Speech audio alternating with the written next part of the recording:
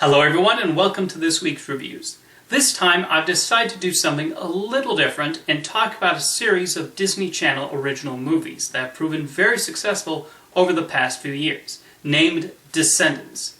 Centered on the children of some of Disney's most famous villains, I've been curious about this trilogy for a while, and I finally got around to giving them a look.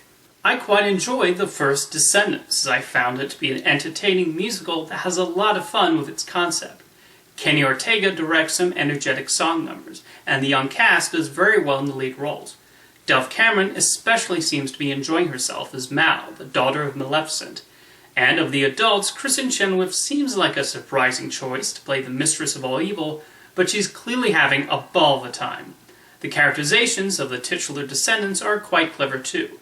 It makes sense for Evie, the daughter of the evil queen from Snow White, to be interested in beauty and cosmetics. And Carlos, Cruella de Vil's son, being afraid of dogs is also a fitting idea. Only Jafar's son Jay is not given much of a personality. They mostly portray him as athletic, and that's really it. Now, you're probably wondering how on earth these Disney characters could possibly coexist. But honestly, after 5 minutes, I just saw Descendants as merely an alternate universe. It's best not to think too much about it and just enjoy the ride.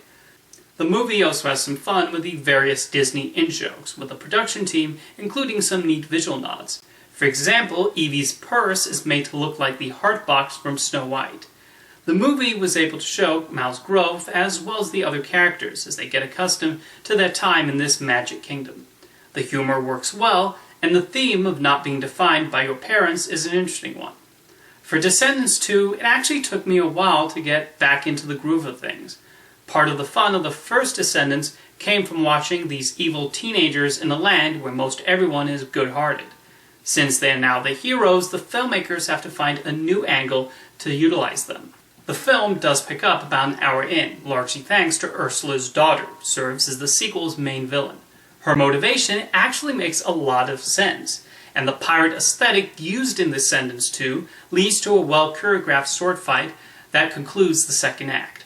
I also like the characterization of Mulan's daughter. Of the offspring of Disney characters featured in this trilogy, she probably shares the most in common with her parent. The Disney in-jokes continue here, and there is some decent development for Mal too.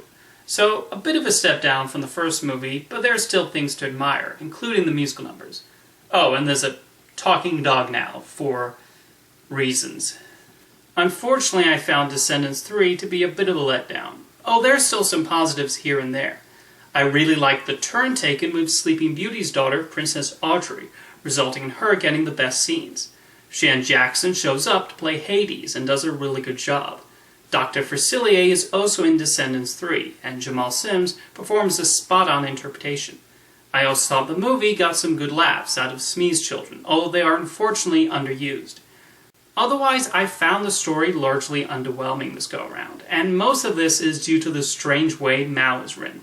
They have her make these decisions which seemed strangely out of character considering what happened in the previous two movies. I think the filmmakers were trying to incorporate some social commentary, which is noble, but it did not work. I didn't understand why Mal was still in this whole "we have to shut off the other island forever" train of thought, even though the main threat is Audrey this time, rather than anyone from the villain's island. I also found there was too much pointless and contrived drama incorporated into Descendants 3. Overall, my thoughts on the trilogy as a whole is that while some parts work better than others, you can tell the filmmakers have a genuine love for Disney's animated catalog, and there was a decent amount of creativity shown throughout. They also cast talented young actors who gave the roles their all, and adult actors who knew exactly the right tone. Watching the Descendants trilogy, it's easy to see why they were so successful with the young audience. If you have watched them too, let me know what you think in the comments. Thank you for watching this week's reviews, and I'll see you next time.